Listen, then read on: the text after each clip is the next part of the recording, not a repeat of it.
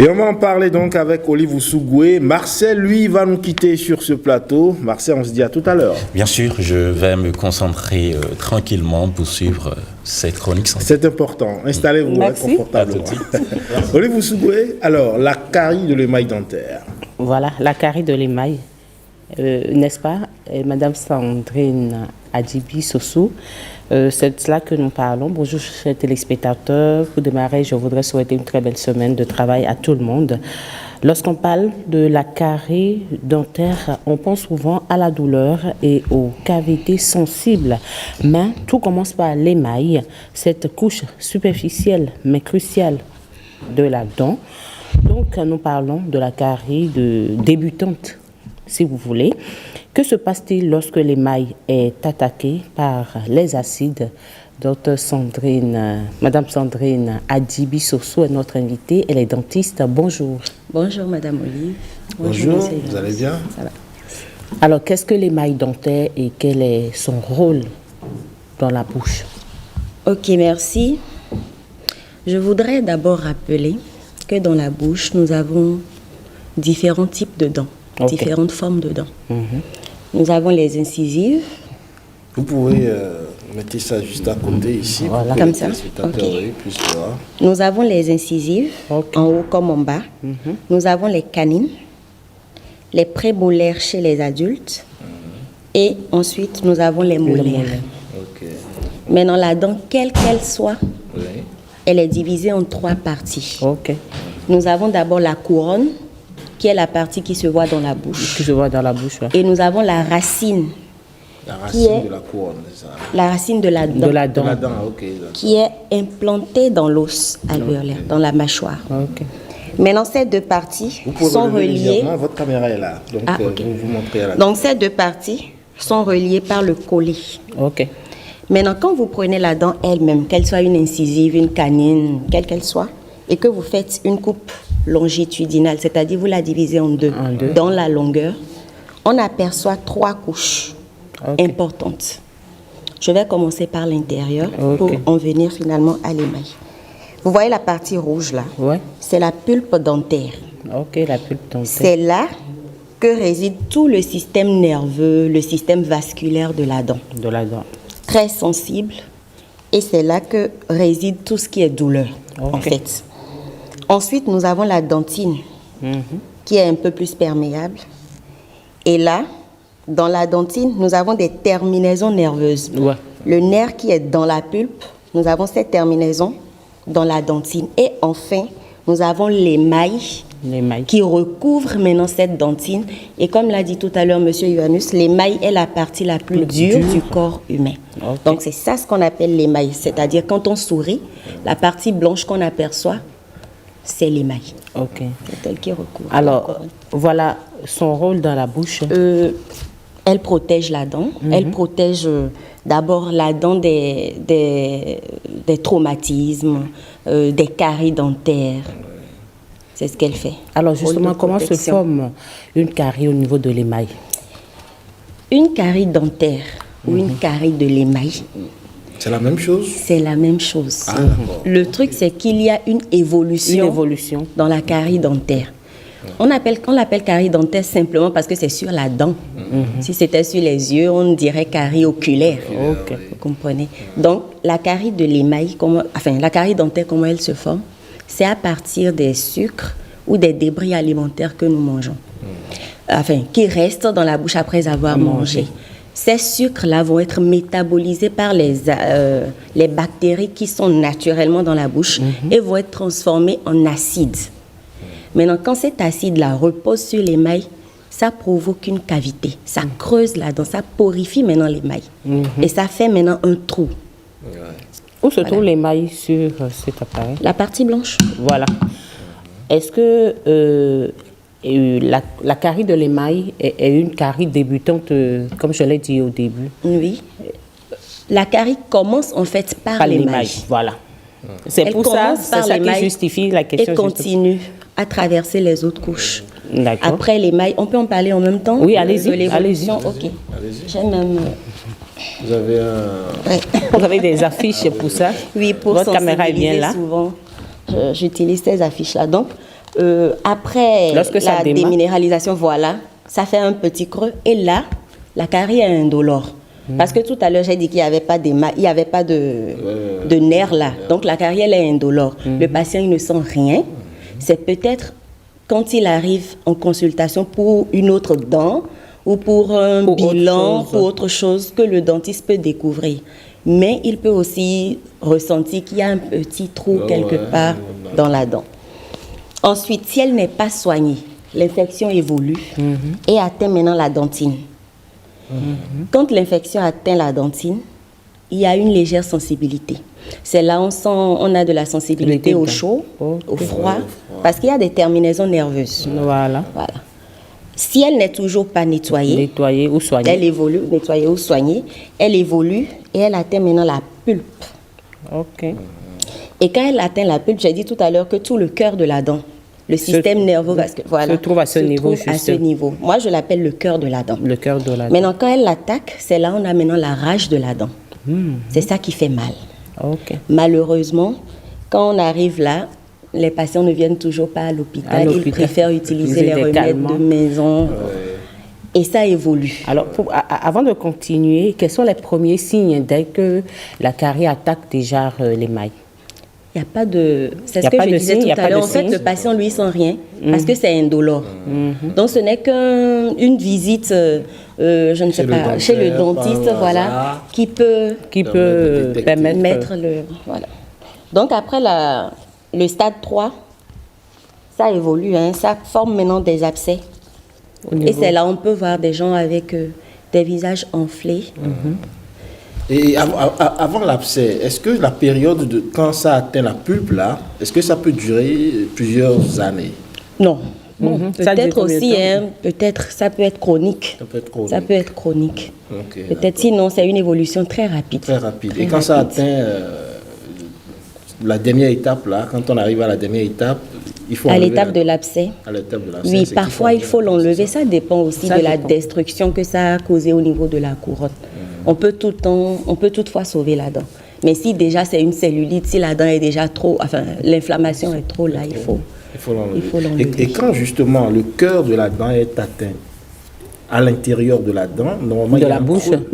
Non, de la dent même. Ouais. Ça fait un creux, non, normalement. Oui, c'est la carie dentaire. Voilà, la carie. La dent n'est pas un creux. Non, je parle de la carie. Okay, quand la carie atteint la dent, à l'intérieur, ça fait comme un creux. Oui. Parce que j'ai souvenance que j'ai eu à avoir. En fait, les bactéries rongent la dent, en fait. Ok. Et ça peut ronger jusqu'à ronger l'os même. Ça ronge jusqu'à l'os. Alors justement, en dehors du sucre qui est à la base d'une carie, est-ce qu'il y a d'autres aliments qui favorisent l'apparition d'une carie? Oui, je vais parler des sodas, des jus. Des jus. Je vais parler des jus. Je vais parler des... Vous avez baissé du coup votre voix. Je vais parler des jus. Je parle surtout du soda. On en abuse souvent. Il y a des aliments, les aliments acides aussi, ne sont pas trop bons pour l'émail, pour la protection de l'émail, voilà, de la dent. Mais quand même, il y a aussi d'autres aliments qui protègent la dent. Comme les aliments riches en fluor. On peut avoir ça dans de l'eau potable. Nous avons dans les collines une eau hyper fluorée. Ouais, voilà. Qui est vraiment salée. Vraiment, voilà. Et il y a aussi le fluor dans le poisson. Donc le poisson est conseillé. Le poisson est conseillé. Est-ce qu'il y a d'autres aliments? Des aliments riches en calcium. Pour quand même aider à reminéraliser la dent, à donner une tonicité à l'émail. Le calcium. Nous avons les produits laitiers, le fromage, le lait. Ce sont des aliments quand même qui aident à protéger la dent. L'émail et indirectement la dent. Ok, et justement, quand ça commence ou quand ça se dégrade, quels sont les traitements disponibles? Il y a plein de traitements. Il y a plein de traitements et le traitement va selon le stade de la carie. Quand c'est au premier stade, on nettoie. Comme vous avez dit tout à l'heure, c'est un creux. Donc, il faut nettoyer, il faut vider la cavité maintenant de la carie, de l'infection. Et plomber. C'est ça. Plomber, c'est pas un thème que j'aime trop. Voilà. On referme la dent, c'est ça? Voilà, on restaure la dent, c'est mieux. Ok, on restaure la dent. Voilà, on restaure la dent. Là, c'est mieux. Quand on dit plomber, là, c'est un peu fort quand même. Voilà. Donc, on restaure la dent. Quand ça va aussi au niveau de la dentine, on fait le même traitement. Maintenant, quand c'est au niveau de la pulpe, là, on dévitalise la dent. Il faut dévitaliser la dent, c'est-à-dire tuer la dent. On estirpe le nerf de la dent. Chaque dent a un nerf. Donc, on estirpe le nerf de la dent, puisque c'est le nerf qui est infecté. On l'estirpe, on nettoie l'intérieur. Le nerf va jusque dans les racines. Donc, on nettoie jusqu'au niveau des racines. On restaure aussi les racines et après, on ferme complètement la dent. La dent, voilà. Mais la dent reste sur place. Hein? La dent Elle est là. reste sur place. Elle est là. Et elle joue toujours ses rôles. Seulement, elle ne sent plus. Il n'y a plus de douleur. D'accord. Le nerf n'y est plus. Le nerf n'y est plus, donc il n'y a plus de douleur. Maintenant, quand ça arrive au niveau 4, on peut toujours faire ce traitement dont j'ai parlé tout à l'heure ou extraire la dent. OK. Et quand on extrait la dent, est-ce que le patient a la possibilité d'avoir une nouvelle dent, une dent artificielle? Et aujourd'hui, on a tellement d'options. Il y a l'option des prothèses amovibles, des prothèses qu'on peut enlever et replacer. Il y a les implants qui sont les prothèses fixes. Okay. Il y a les bridges qui sont aussi des trucs fixes. Mais il faut toujours remplacer la dent. Il faut toujours remplacer. Toujours remplacer la dent. Parce que quand vous ne remplacez pas la dent, je donne un exemple. Je me fais extraire cette dent. Il y a un vide ici, n'est-ce pas, qui va se créer. Or, je dis souvent, quand Dieu a fait sa chose, il a déjà tout planifié. Il a déjà tout planifié. Toutes les dents sont ensemble et quand on ferme, elles se touchent.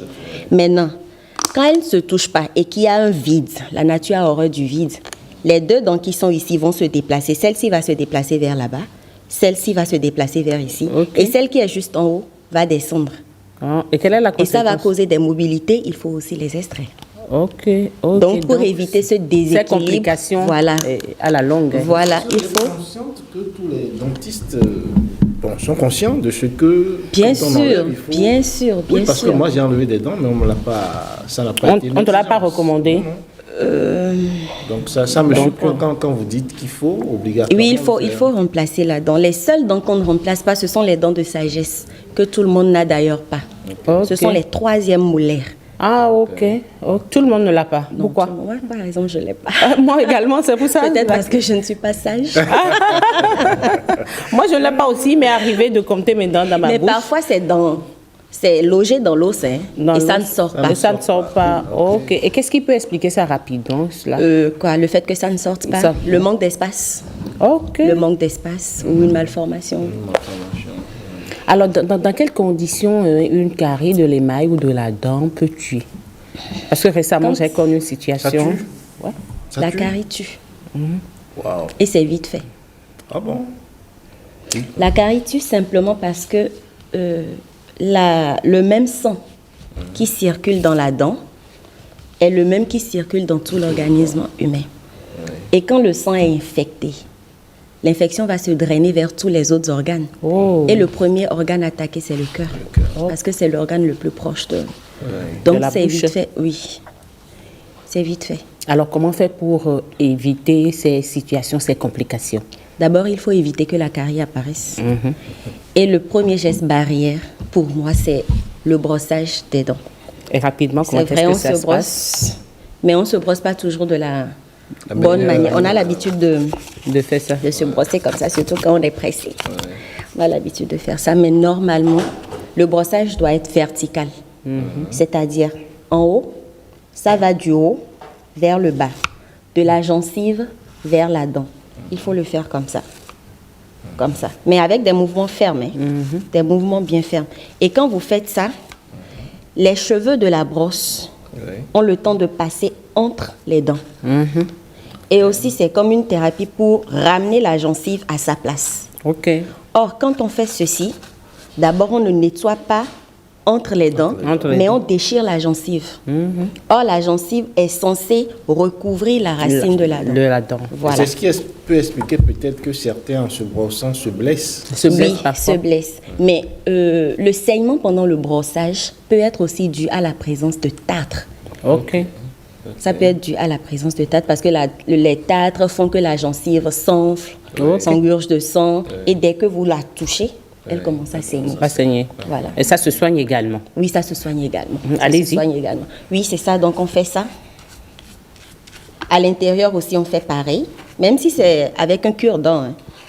On fait pareil. Maintenant, quand c'est en bas, il faut aller du bas vers le haut. C'est toujours de la gencive, pardon, toujours de la gencive vers la dent. Il faut faire ça et il faut faire pareil à l'intérieur. Maintenant, les faces, là, on peut faire ceci. Nettoyer sur les faces des molaires, comme ça et comme ça. Souvent, on oublie de brosser ici, là. Ici. Souvent, on l'oublie. Donc, c'est important de le rappeler. C'est important de le rappeler. Souvent, on oublie. Et ensuite, on sort la langue et on se brosse délicatement. Pas la peine d'envoyer la brosse jusque dans la gorge. Il n'y a rien à nettoyer là-bas. Ça s'auto-nettoie. Donc, il faut juste nettoyer le devant là et vraiment délicatement. Et qu'en est-il du palais plus haut de la langue? Non, le palais s'auto-nettoie. Ça on ne nettoie pas. Non. Vous allez vous blesser. Parce qu'il y en a qui le font également. Là. Alors justement, qu'en est-il du choix des brosses rapidement? Est-ce que, c'est pas pour parler d'une marque, hein, est-ce que nous avons des brosses à dents appropriées sur le marché béninois? On en parle rapidement. Je vais peut-être vous surprendre. Les brosses, c'est comme des médicaments. Ok. Chacun a son type de brosse qu'il doit utiliser. Et là, il faut consulter le dentiste pour qu'après une consultation, ils disent « Ah, tel que je vois la gencive, tel que je vois les dents, tel que je vois les caries, je vous conseille tel type de brosse, telle pâte. » Et tel dentifrice. Ah, d'accord, tel pâte dentifrice. Ah, ben dis donc. Donc, on ne peut pas utiliser n'importe quelle pâte dentifrice. Normalement, non. Alors, mais ce qui est conseillé, c'est les dentifrices fluorés. Alors, combien de fois un patient doit consulter, par exemple, le dentiste au cours d'une année? On conseille une fois par an. C'est la grosse minimum. question. On conseille une fois par an au moins. Ok. Au moins, pour un bilan. Pour voir si tout va bien dans la bouche.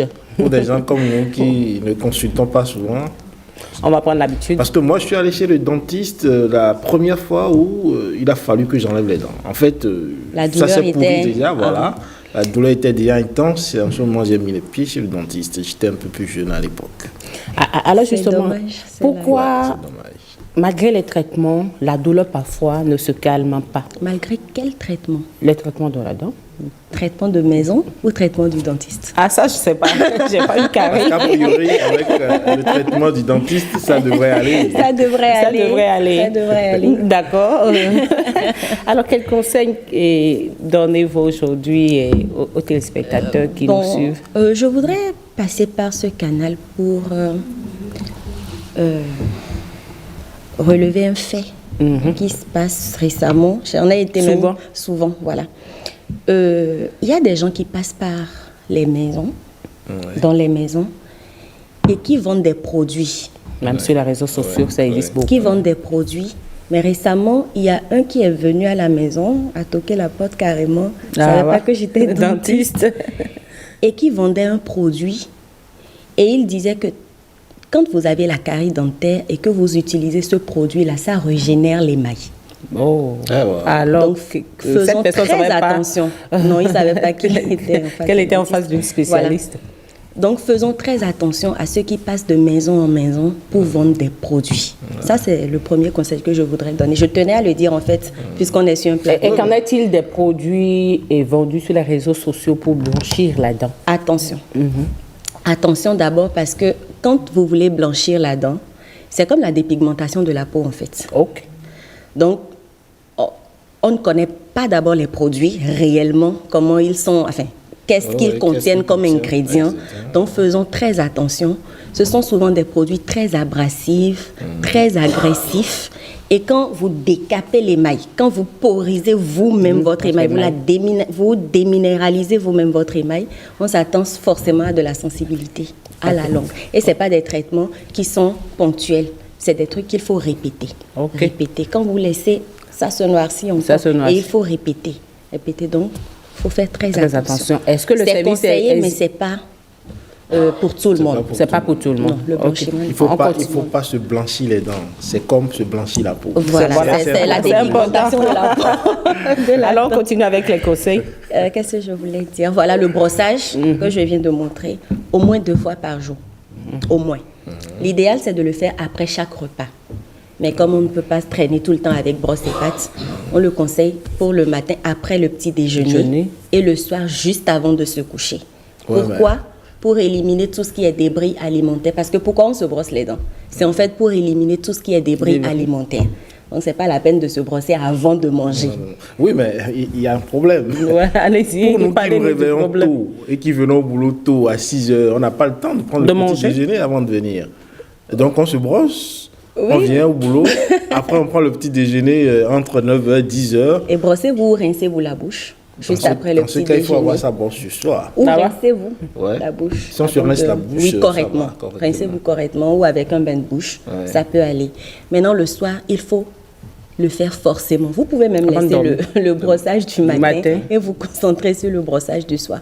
Parce que tout ce qu'on aura mangé dans la journée est resté peut-être dans la bouche. Et c'est la nuit, quand on se couche et qu'il n'y a pas l'air qui passe, que les bactéries se multiplient. Voilà. Donc, mais le risque le matin, c'est la mauvaise haleine. Si vous vous brossez les dents bien le soir, la mauvaise haleine ne serait pas trop forte le matin. Il faut peut-être se rincer la bouche le matin et après manger et puis se brosser les dents. Ensuite, il faut visiter le dentiste au moins une fois par an. Éviter le grignotage, manger entre les repas, il faut l'éviter. Et puis, c'est tout. Ok. Est-ce qu'un enfant peut avoir la carie? Bien sûr. Déjà à partir de quel âge? D'abord les enfants. Dès que la dent sort, elle est exposée. Ok. Merci. Et les enfants sont plus exposés avec les chirurgies qui prennent et tout ça. Je peux dire. Allez-y. Surtout les parents qui donnent le lait aux enfants dans la nuit et leur laissent le biberon dans la bouche. Ou le sein dans la bouche. Ces enfants sont plus encore exposés. Vous allez voir des enfants avec des dents complètement noires devant, souvent, ou complètement détruites. Déjà? Voilà, déjà à l'âge de 2-3 ans. Alors qu'ils n'ont pas encore renouvelé. Non, le renouvellement commence à partir de 6 ans, 5-6 ans. Mais c'est des trucs, c'est douloureux en fait pour les enfants. Donc, on appelle les parents à éviter tout ça. Merci. Et quand ça apparaît, il faut consulter un dentiste. Forcément. Merci beaucoup, Madame Sandrine Adibi Soso. Et voilà, des conseils très avisés pour vous, chers téléspectateurs et téléspectatrices, des conseils avisés pour nous également ici. Ça, c'est vrai.